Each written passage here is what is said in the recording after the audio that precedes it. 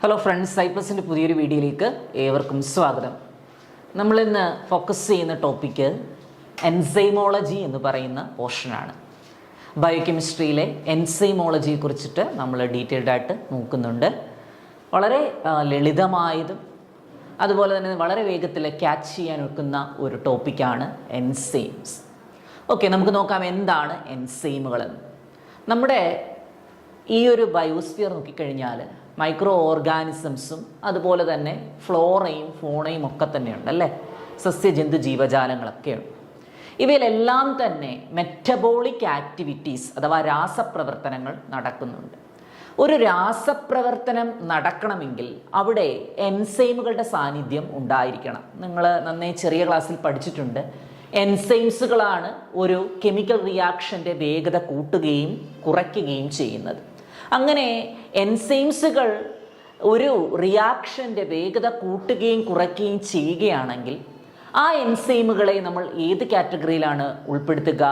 They are grouped as catalyst അല്ലേ, അഥവാ ഉൽപ്രേരകങ്ങൾ എന്ന് വിളിക്കുന്നു.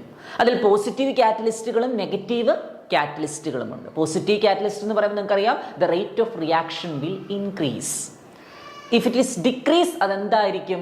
ഋണ ഉൽപ്രേരകങ്ങൾ എന്നാണ് അറിയപ്പെടുക, അഥവാ നെഗറ്റീവ് കാറ്റലിസ്റ്റാണ്.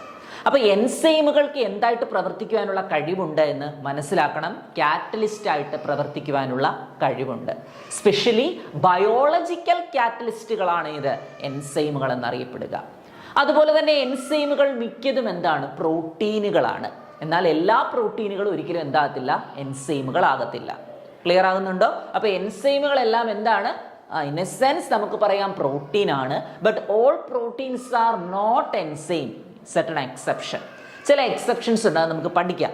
ഓക്കെ, സോ നമ്മൾ ആദ്യം പോകുന്നത് എൻസൈംസിന്റെ ഡെഫിനിഷനെ കുറിച്ചിട്ടാണ്. Enzymes are colloidal organic soluble biocatalyst. ഉണ്ടോ? അപ്പൊ എൻസൈമിന്റെ ഒരു പ്രത്യേകതയാണ് കൊളോയിഡൽ ആയിട്ട് കാണപ്പെടുന്നു, ഓർഗാനിക് കോമ്പൗണ്ടുകളായിട്ട് കാണപ്പെടുന്നു എൻസൈമുകൾ. അതുപോലെ തന്നെ എന്താണ്? സോല്യുബിൾ ബയോകാറ്റലിസ്റ്റ്. ഇപ്പൊ സോല്യുബിൾ എന്ന് പറഞ്ഞാൽ എന്താ ഉദ്ദേശിക്കുന്നത്? വാട്ടർ സോല്യുബിൾ അല്ലെ, വാട്ടർ സോല്യുബിൾ ആയിട്ടുള്ള എന്തുണ്ട്? എൻസൈമുകളുണ്ട്. ചിലതോ ചില ഓർഗാനിക് കോമ്പൗണ്ടുകളിൽ സോല്യുബിൾ ആയിട്ടുള്ള കാറ്റലിസ്റ്റുകളുണ്ട്.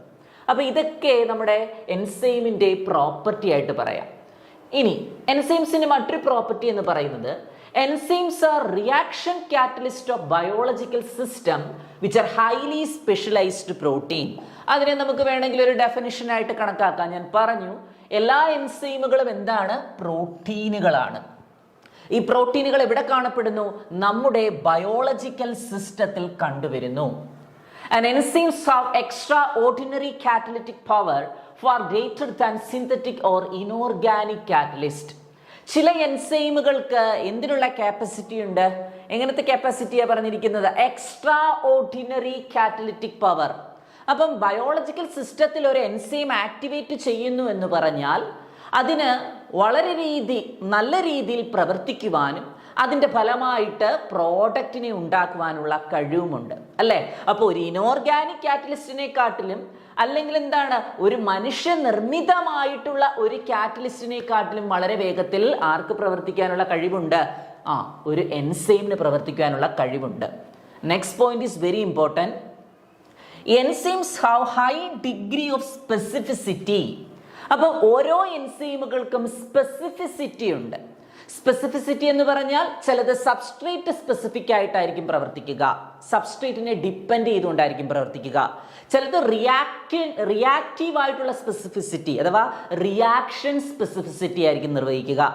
അല്ലെങ്കിൽ ചിലത് എന്തായിരിക്കും? സ്റ്റീരിയോ സ്പെസിഫിസിറ്റി ആയിരിക്കും കാണിക്കുക. നിങ്ങൾ പഠിക്കും, നമ്മുടെ എൻസൈമിന്റെ സ്പെസിഫിസിറ്റിയെ മൂന്നായിട്ട് തരംതിരിച്ചിരിക്കുന്നു: stereo specificity, reaction specificity and substrate specificity.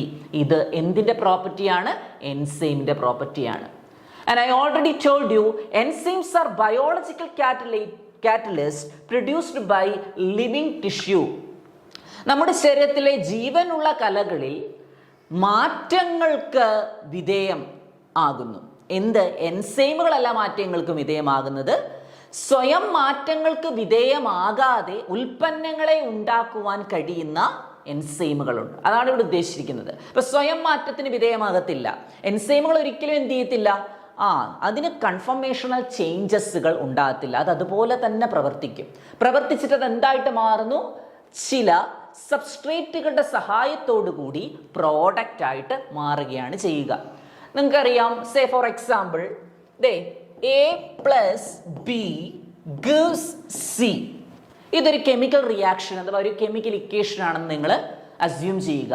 ഇവിടെ എ എന്നും ബി എന്നും പറയുന്നത് എന്താണ്, രണ്ട് സബ്സ്ട്രേറ്റ് ആണ്, അല്ലെങ്കിൽ നമ്മൾ അവരെ എന്തെന്ന് വിളിക്കും, റിയാക്റ്റൻസ് എന്ന് വിളിക്കും അല്ലേ. അപ്പൊ ഈ പറയുന്ന എ എന്ന് പറയുന്ന റിയാക്റ്റന്റും ബി എന്ന് പറയുന്ന റിയാക്റ്റന്റും തമ്മിൽ പ്രവർത്തിക്കുമ്പോഴാണ് എന്ത് കിട്ടുക, ഒരു പ്രോഡക്റ്റ് ലഭിക്കുക. ആ പ്രോഡക്റ്റിന്റെ പേരാണ് ഇത് സി എന്ന് പറയുന്നത്. ക്ലിയർ? ഓക്കെ. ഈ ഒരു പ്രവർത്തനം നടക്കണമെങ്കിൽ ചില കേസുകളിൽ എൻസൈം വേണം, എന്നാൽ ചില കേസുകളിൽ എൻസൈമിന്റെ ആവശ്യമില്ലാതെയും എന്ത് നടക്കും, പ്രവർത്തനം നടക്കും.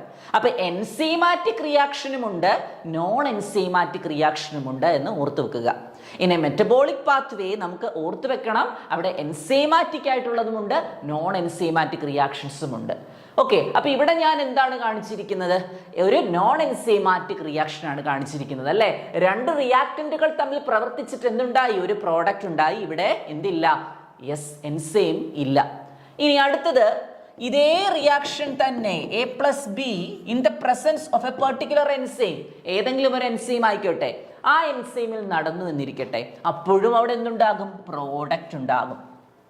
ഇവിടെ എന്താ പ്രത്യേകത, എൻസൈം ഇല്ലാതെയുള്ള പ്രവർത്തനത്തില് കുറെ എനർജിയുടെ ആവശ്യം വന്നു അല്ലെ. ആ എനർജിയാണ് ആക്ടിവേഷൻ എനർജി എന്ന് പറയുക. ഓക്കെ. അപ്പൊ ഈ പറയുന്ന റിയാക്റ്റൻസ് പ്രവർത്തിക്കണം, നല്ല രീതിയിൽ പ്രവർത്തിക്കണം, കാരണം ഇവിടെ എന്തില്ല, എൻസൈം ഇല്ല. അതുകൊണ്ട് തന്നെ it requires a large amount of energy to produce the product എന്ന് പറയാം അല്ലെ. ധാരാളം എനർജി ഉപയോഗിച്ചെങ്കിൽ മാത്രമേ പ്രോഡക്റ്റ് ഇവിടെ ഉണ്ടാകുകയുള്ളൂ. If it is in the presence of an enzyme, ഇതിന്റെ സാന്നിധ്യത്തിൽ ഒരു എൻസൈം ഉണ്ട് എന്നിരിക്കട്ടെ, ഈ പ്രവർത്തനം നടക്കാൻ ഒരു എൻസൈം ഉണ്ടെങ്കിൽ അവിടെ എന്തുണ്ടാകും, വളരെ വേഗത്തിൽ പ്രോഡക്റ്റ് ഉണ്ടാകും അല്ലെ. അപ്പൊ റേറ്റ് ഓഫ് റിയാക്ഷനെ ഇൻക്രീസ് ചെയ്യുന്ന ഒന്നാണ് എന്ത്, എൻസൈം ആക്ടിവിറ്റി എന്ന് നമുക്ക് പറയാനായിട്ട് സാധിക്കും. So the velocity of the reaction is depends upon what, depends upon an enzyme അല്ലെ. ഒരു എൻസൈമിന്റെ പ്രവർത്തനത്തെ എന്ത് ചെയ്യുന്നു, അല്ലെങ്കിൽ ആ എൻസൈമിന്റെ പ്രവർത്തനം എന്ന് പറയുന്നത് അവിടുത്തെ റിയാക്ടന്റ് മോളിക്യൂൾസിനെയും അതുപോലെ തന്നെ അവിടെ നിന്നുണ്ടാകുന്ന പ്രോഡക്റ്റിനെയും ഡിപ്പെൻഡ് ചെയ്ത് ഇരിക്കുന്നു. ക്ലിയർ ആണോ?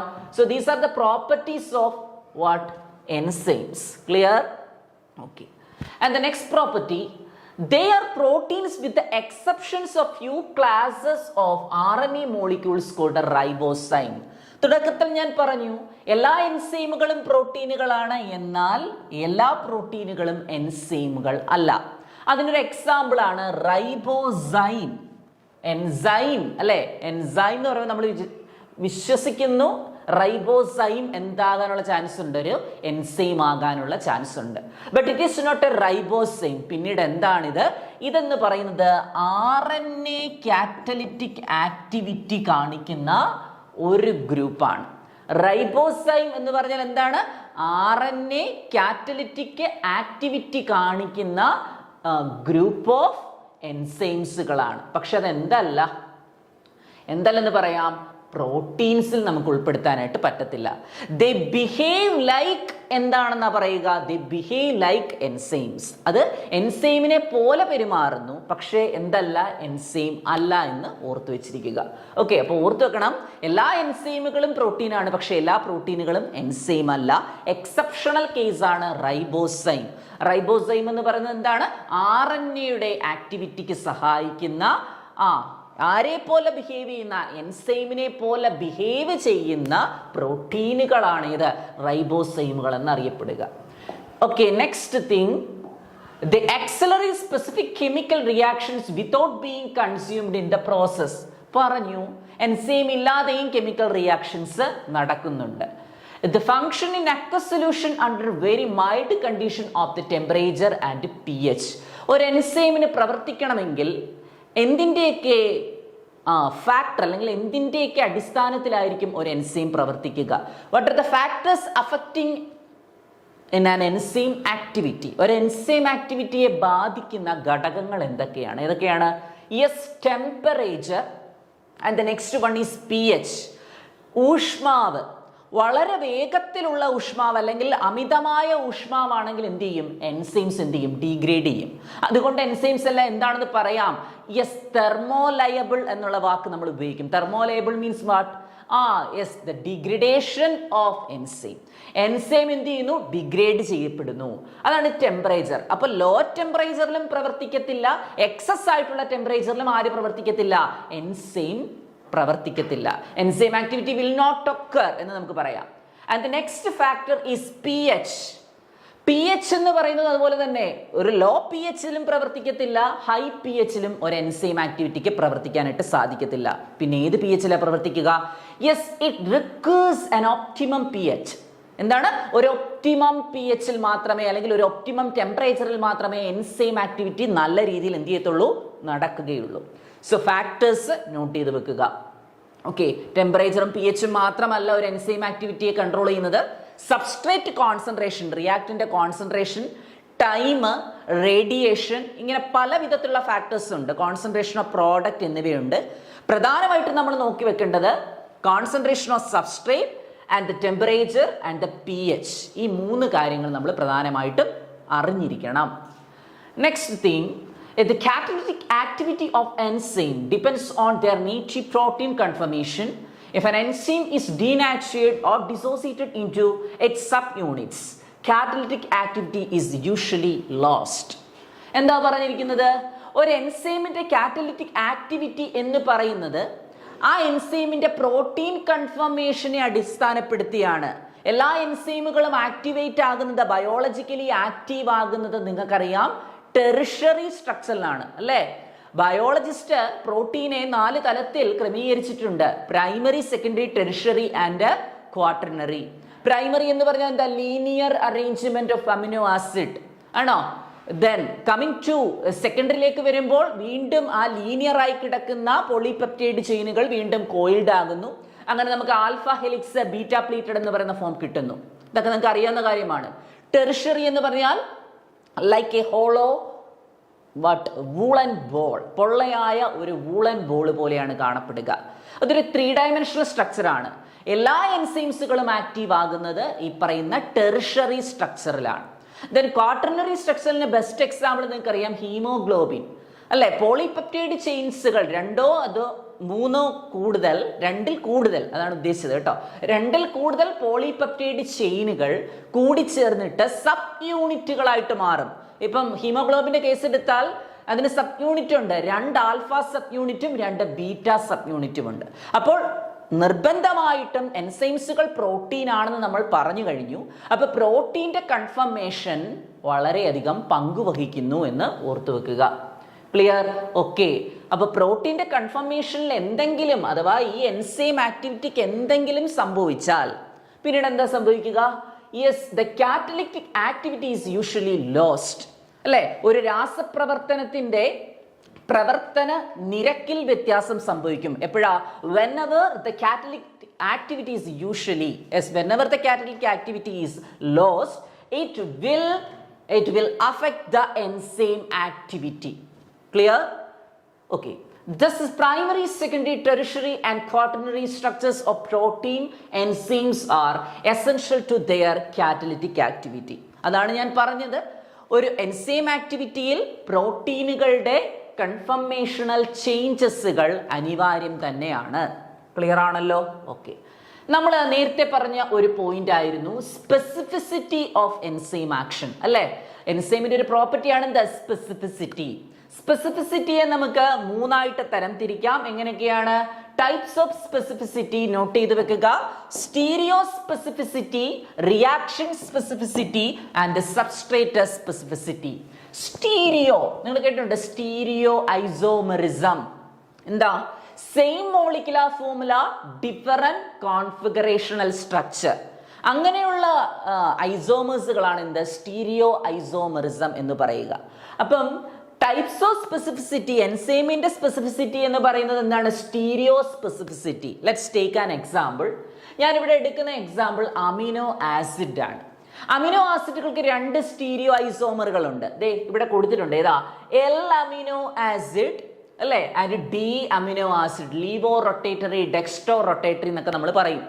ഓക്കെ, അപ്പൊ L amino acid and D amino acid, ഇതാണ് ഇതിന്റെ എന്ത്? Stereo isomer. ഈ പറഞ്ഞ എൽ അമിനോ ആസിഡിനെ മീഡിയേറ്റ് ചെയ്യുന്ന എൻസൈം ആണ് ഏത്? L amino acid oxidase.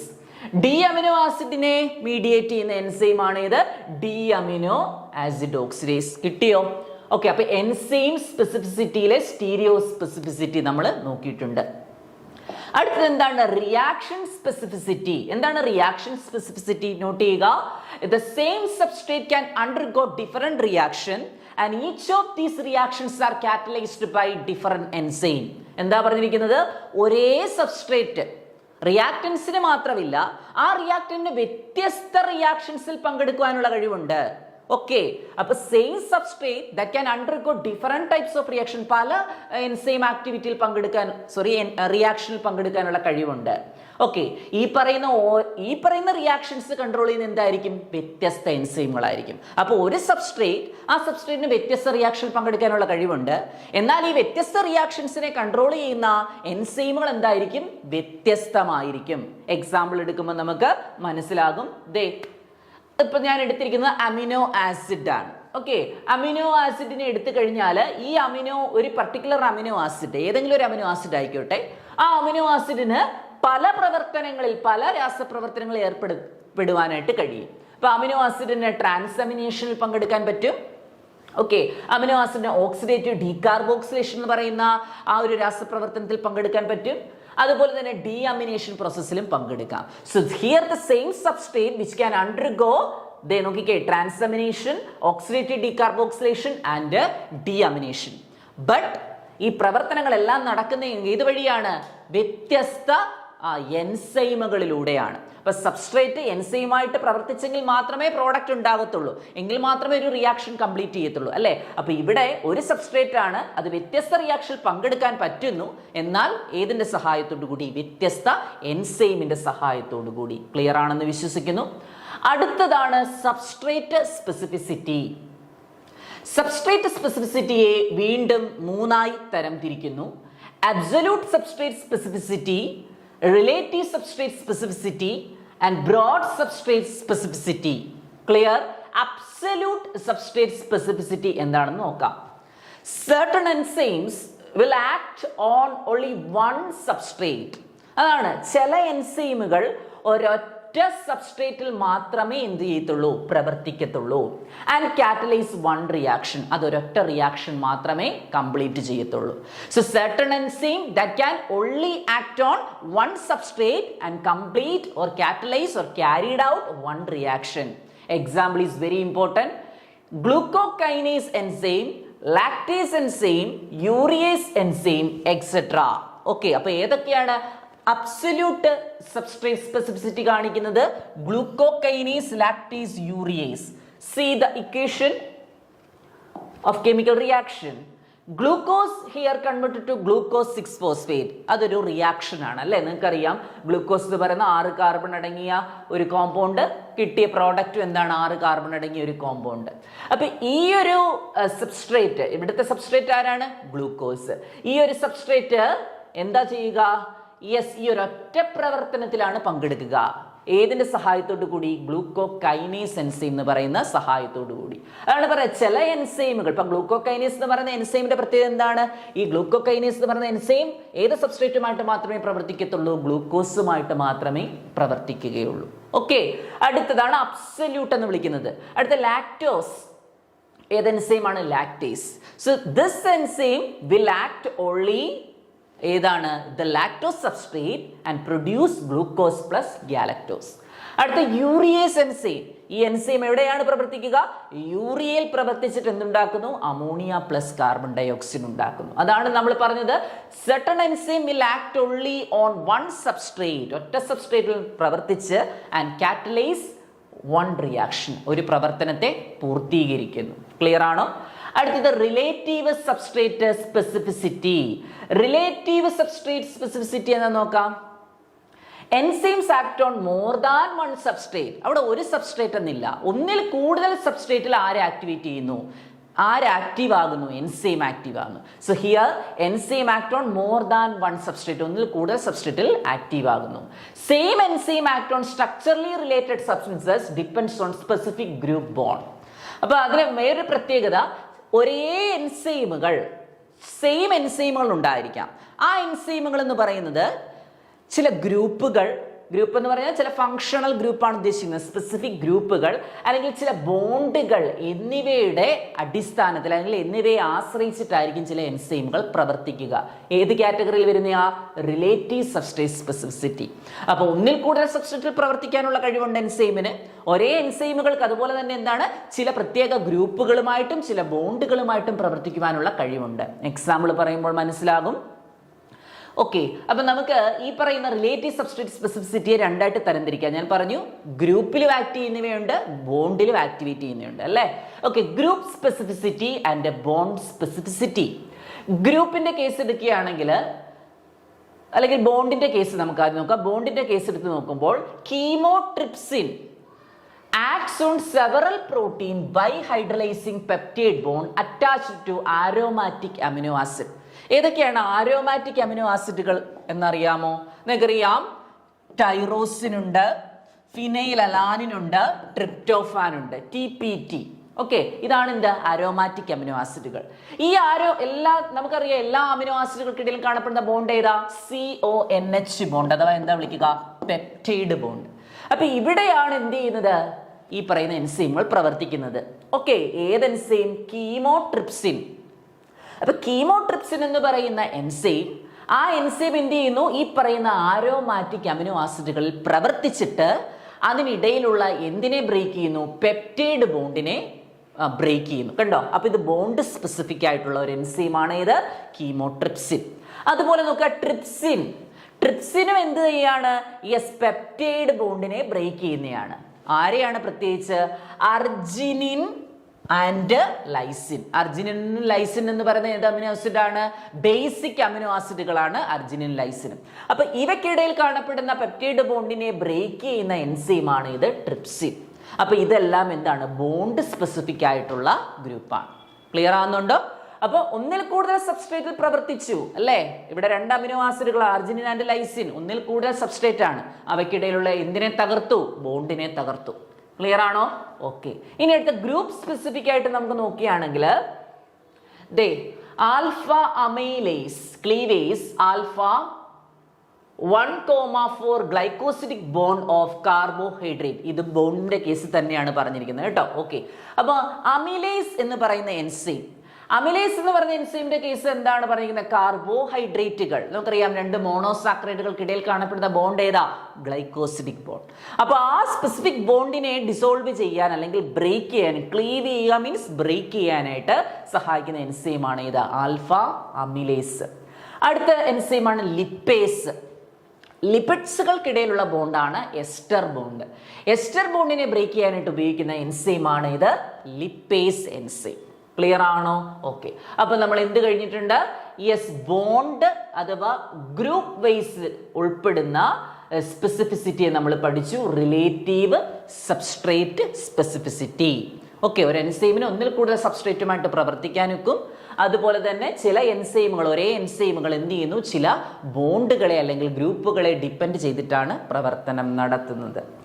Clear? Okay, അടുത്തതാണ് ബ്രോഡ് സബ്സ്ട്രേറ്റ് സ്പെസിഫിസിറ്റി. ഓക്കെ, ഞാൻ പറഞ്ഞു 3 തരത്തിലുള്ള സ്പെസിഫിസിറ്റിയാണ്. ഏതൊക്കെയാ ഓർക്കുന്നുണ്ടോ? നമ്മൾ പഠിച്ചു റിയാക്ഷന്, stereo and broad substrate specificity. എന്താണ് broad substrate specificity? Enzyme act on more than one structurally related substrate. അതാണ് അതിന്റെ പ്രത്യേകത. എൻസൈമുകൾ എന്ന് പറയുന്നത് ഒന്നിൽ കൂടുതൽ സബ്സ്ട്രേറ്റുമായിട്ട് പ്രവർത്തിക്കും. പക്ഷെ അതെന്താണ്? ഇറ്റ് ഈസ് അനലോഗ് ആണ് അല്ലേ. More than one structurally related substrate. അപ്പോൾ ഒരേപോലെ ഇരിക്കുന്ന സബ്സ്ട്രേറ്റുകളിൽ തമ്മിൽ പ്രവർത്തിക്കുവാനുള്ള ഒരു കഴിവാണ് എന്നറിയപ്പെടുക broad substrate specificity എന്നറിയപ്പെടുക.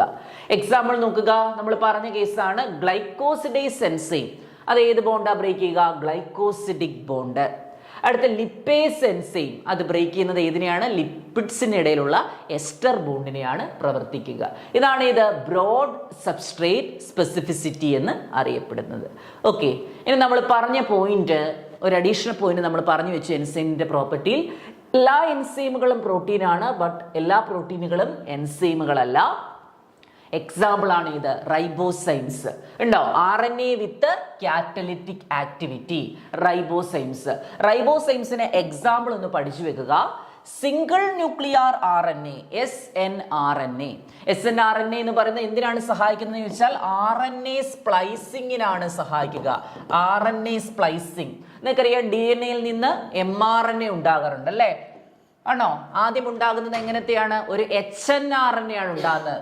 HNRNA, heterogeneous nuclear RNA. Immature ആയിട്ടുള്ള mRNA വിളിക്കുന്ന പേരാണ് ഹെട്രോജീനിയസ് ന്യൂക്ലിയർ RNA. ഇതിനകത്ത് പ്രോട്ടീനെ കോഡ് ചെയ്യുന്ന സീക്വൻസും ഉണ്ട്, പ്രോട്ടീനെ കോഡ് ചെയ്യാത്ത സീക്വൻസും ഉണ്ട്. പ്രോട്ടീനെ കോഡ് ചെയ്യുന്ന സീക്വൻസുകളെ വിളിക്കുന്ന പേരാണ് എന്താ വിളിക്കുക? എക്സോണുകൾ എന്നാണ് വിളിക്കുക. എക്സോൺ. പ്രോട്ടീനെ കോഡ് ചെയ്യാത്ത സീക്വൻസുകളെ വിളിക്കുന്ന പേരാണ് എന്ത്? ഇൻട്രോണുകൾ. സി നിങ്ങൾക്ക് കാണാൻ സാധിക്കുന്നുണ്ട്. ദേ ഞാൻ കളർ ചേഞ്ച് ചെയ്യാം. കണ്ടോ? അപ്പൊ ഒരു HNRNA എടുത്താൽ ഇതാണ് എക്സോൺ, ഈ കാണുന്നതാണ് എന്ത്? ഇൻട്രോൺ. കണ്ടോ? ഗ്രീൻ നിറത്തിൽ കൊടുത്തിരിക്കുന്നത് ഇൻട്രോൺ ആണ് സങ്കല്പിക്കുക. Coding and non coding sequence. നമുക്ക് എന്താ വേണ്ടത്? HNRNA-യിൽ നിന്ന് ഒരു മെച്ചർ ആയിട്ടുള്ള mRNA ഉണ്ടാക്കണം. DNA-യിൽ നിന്ന് mRNA ഉണ്ടാകുന്നു. ആ DNA-യിൽ നിന്ന് ഉണ്ടാകുന്ന ആദ്യത്തെ mRNA നമ്മൾ HNRNA എന്നാണ് വിളിക്കുക. ഈ HNRNA ആണ് പിന്നീട് എന്തായിട്ട് മാറുക? മെച്ചർ ആയിട്ടുള്ള RNA ആയിട്ട് മാറുക. അപ്പൊ ഇവിടെ എന്താ നടക്കുന്നത്? മെച്ചർ ആയിട്ടുള്ള RNA ഉണ്ടാകണമെങ്കിൽ നോൺ കോഡിംഗ് സീക്വൻസ് ആയിട്ടുള്ള ഇൻട്രോണുകളെ എന്ത് ചെയ്യണം? റിമൂവ് ചെയ്യണം. നോൺ കോഡിംഗ് സീക്വൻസ് ആയിട്ടുള്ള ഇൻട്രോണുകളെ റിമൂവ് ചെയ്തിട്ട് എന്തുണ്ടാക്കണം?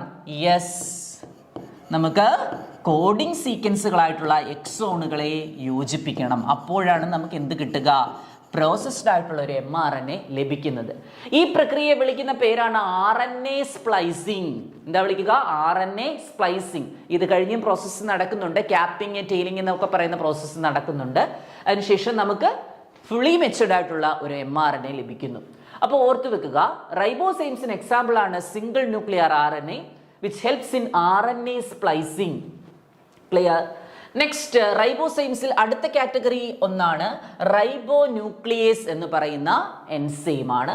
റൈബോ ന്യൂക്ലിയേസ് എന്ന് പറയുന്നത് നമ്മുടെ mRNA-യുടെ പോസ്റ്റ് മോഡിഫിക്കേഷണൽ ചേഞ്ചസ്, mRNA ഉണ്ടായതിനു ശേഷം അല്ലേ നടക്കുന്ന പോസ്റ്റ് മോഡിഫിക്കേഷണൽ ചേഞ്ചസിന് സഹായിക്കുന്ന ഒരു ഗ്രൂപ്പാണ് ഏത്? ഒരു ഗ്രൂപ്പ് റൈബോസൈമുകളാണ് ഇത് റൈബോ ന്യൂക്ലിയേസ് എന്ന് അറിയപ്പെടുന്നത്. ക്ലിയർ ആണ്? ഓക്കെ. അടുത്തത് അബിസൈംസ്, അബ്സൈംസ് എന്ന് പറയും കേട്ടോ. അബ്സൈംസ്, അബ്സൈംസ് എന്ന് പറയുന്നതും എന്താണ്? ആന്റിബോഡി വിത്ത് കാറ്റലിറ്റിക് ആക്ടിവിറ്റി. ചില ആന്റിബോഡികളുടെ റോള് നിർവഹിക്കുന്ന ഒരു പർട്ടിക്കുലർ എൻസൈംസ് ആണ് എന്ന് അറിയപ്പെടുക, അബ്സൈംസ് എന്ന് അറിയപ്പെടുക. ഓക്കെ, ക്ലിയർ ആണോ? ഓക്കെ, അപ്പൊ ഇത്രയും ക്ലിയർ ആണെന്ന് വിശ്വസിക്കുന്നു. നമ്മളിപ്പോൾ നോക്കിയത് എൻസൈംസിന്റെ ഇൻട്രഡക്ഷൻ മാത്രമേ നമ്മൾ നോക്കിയിട്ടുള്ളൂ. അടുത്ത ക്ലാസ്സിൽ നമുക്ക് ടൈപ്സ് ഓഫ് എൻസൈംസുകളും അതുപോലെ തന്നെ വിവിധ തരത്തിലുള്ള ക്ലാസ്സുകളെയും പരിചയപ്പെടാം. ഇത്രയും കാര്യങ്ങൾ മനസ്സിലായെന്ന് വിശ്വസിക്കുന്നു. അടുത്ത ക്ലാസ്സിൽ കണ്ടുമുട്ടാം. താങ്ക്